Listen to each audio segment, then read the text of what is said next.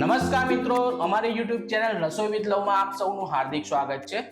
આજે આપણે બનાવવાના છે ગુજરાતની લોકપ્રિય મીઠાઈ મોહનથાળ।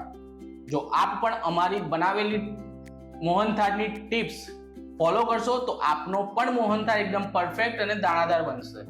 તો વિડિયોને બિલકુલ સ્કીપ કર્યા વગર અંત સુધી જરૂરથી જોતા રહેજો। તો ચાલો મિત્રો, આપણે રેસીપી બનાવવાની શરૂઆત કરતા પહેલા તેમાં વપરાતી સામગ્રી જોઈ લઈશું। તો સામગ્રીમાં આપણે 2 કપ 2 વાડકી જેટલો કરકરો ચણાનો લોટ લીધો છે। એ જ વાડકીના માપથી આપણે 1.5 વાડકી ખાંડ લીધી છે અને એ જ વાડકીના માપથી આપણે 1 વાડકી ઘી લીધું છે। અને ચાસણીમાં વાપરવા માટે આપણે થોડો ફૂડ કલર લીધો છે, ઇલાયચી પાવડર છે, જાયફળ છે અને આપણે મોહનથાળમાં ઉપરથી ગાર્નિશ કરવા માટે બદામ લીધી છે અને ધાબો દેવા માટે આપણે દૂધ લીધું છે। તો ચાલો મિત્રો, હવે આપણે મોહનથાળ બનાવવાની શરૂઆત કરીએ। સૌથી પહેલા આપણે આ 2 વાડકી લોટ છે એને ધાબો દેવાનો છે। તો એના માટે આપણે અહીંયા 2 ચમચી દૂધ છે, 2 ચમચી દૂધ લઈશું, 3 ચમચી દૂધ લઈશું અને 2 ચમચી ઘી લઈશું।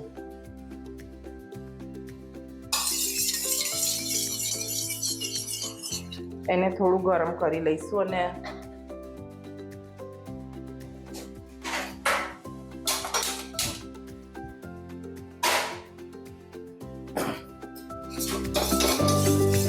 તો ચાલો મિત્રો, હવે આપણે આ દૂધ અને એને વધારે ગરમ નથી કરવાનું, આપણે થોડું હલકું ગરમ કરીને આ જે આપણું લોટ છે એમાં ઉમેરી દઈશું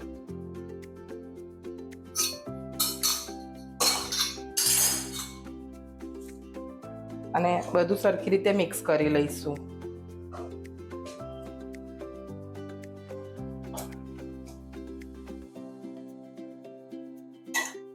આ લોટને આપણે સરખી રીતે મિક્સ કરીને 10 થી 15 મિનિટ માટે રહેવા દઈશું। તો મિત્રો, હવે આપણે આ લોટને મિક્સ સરસ રીતે કરી દીધું છે। હવે એને આપણે 10 થી 15 મિનિટ માટે રવા દઈશું। તો ચાલો મિત્રો, હવે આપણે લોટને ધાબો દે 15 મિનિટ થઈ ગઈ છે। તો આ લોટને આપણે ચાળી લઈશું। આ રીતે આપણે ચાળણીમાં લઈને એને ચાળી લેવાનું।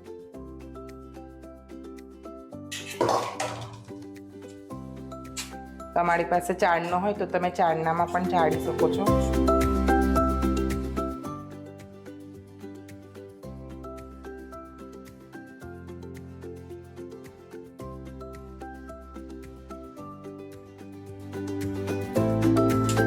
આ રીતે ગાંઠા તોડતા જઈ આપણે બધા લોટ ચાળી લઈશું।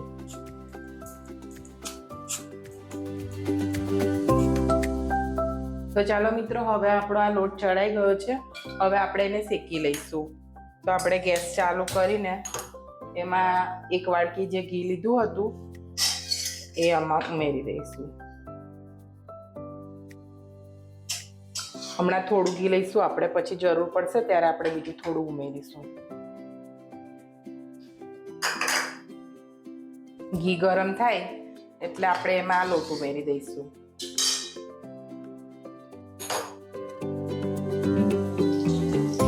તો ચાલો મિત્રો, હવે આપણું ઘી ગરમ થઈ ગયું છે। હવે જે આ લોટ ચાળેલો હતો એ આપણે એમાં ઉમેરી દઈશું।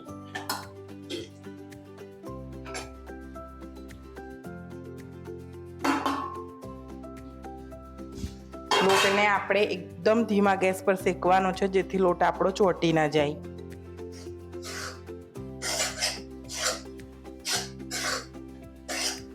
લોટને આપણે આ રીતે હલાવતા જ રહેવાનું, લોટને છોડવાનું નહીં, આપણે હલાવવાનું, નહીં તો આપણો લોટ નીચે ચોંટી જશે।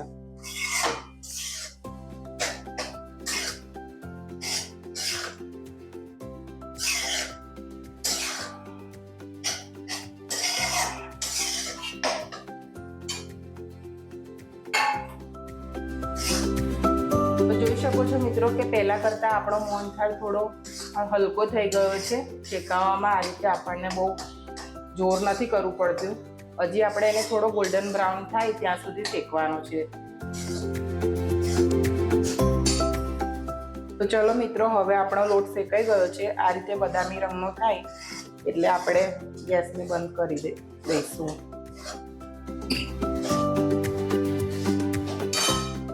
તો મિત્રો આપણો લોટ શેકાઈ ગયો છે. હવે આપણે એને ઠંડો થવા દઈશું અને ગરમ જ છે કઢૈયામાં આપણે લોટ, એટલે આ રીતે થોડું હલાવતા રહેવાનું જેથી કઢૈયું ગરમ છે ને તો નીચે આપણો લોટ ચોટે નહીં. હવે આપણે એક બાજુ બી ચાસણી બનાવી લઈશું.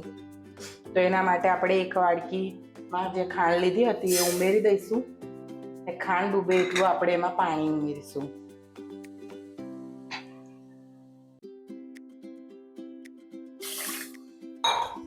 હવે આપણે ગેસને ધીમો રાખીને ખાંડ ઓગળી જાય પછી આપણે ગેસને ફાસ્ટ કરી દઈશું ને એક તારની ચાસણી બનાવી લઈશું. તો મિત્રો આપણી ચાસણી થઈ ગઈ છે. હવે આપણે એમાં થોડો ફૂડ કલર ઉમેરીશું.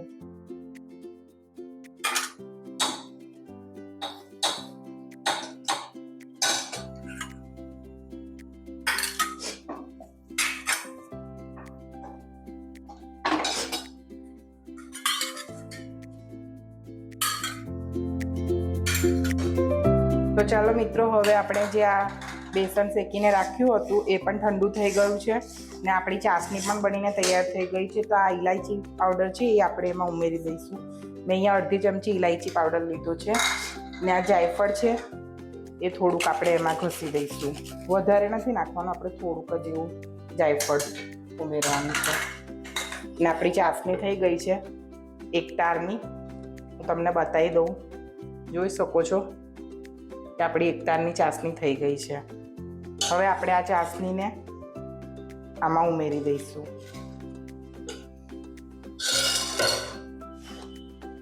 અને આ રીતે હલાવી લેવાનું બધું સરખી રીતે.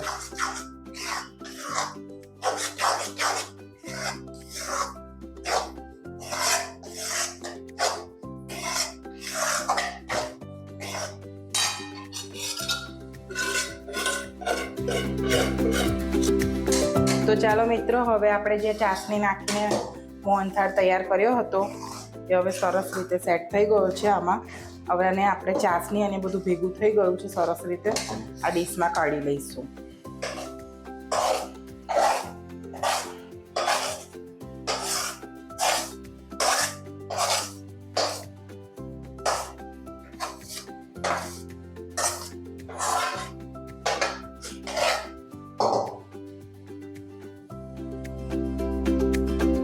હવે આ મોહનથાળને આપણે એક ડીશમાં કાઢી લીધો છે. એની ઉપર આપણે આજે આ બદામની કતરણ કરી હતી તે આ રીતે મૂકી દઈશું. તમારે એની પર પિસ્તા, બદામ, ચારોળી જે ઉમેરવું એ ઉમેરી શકો છો.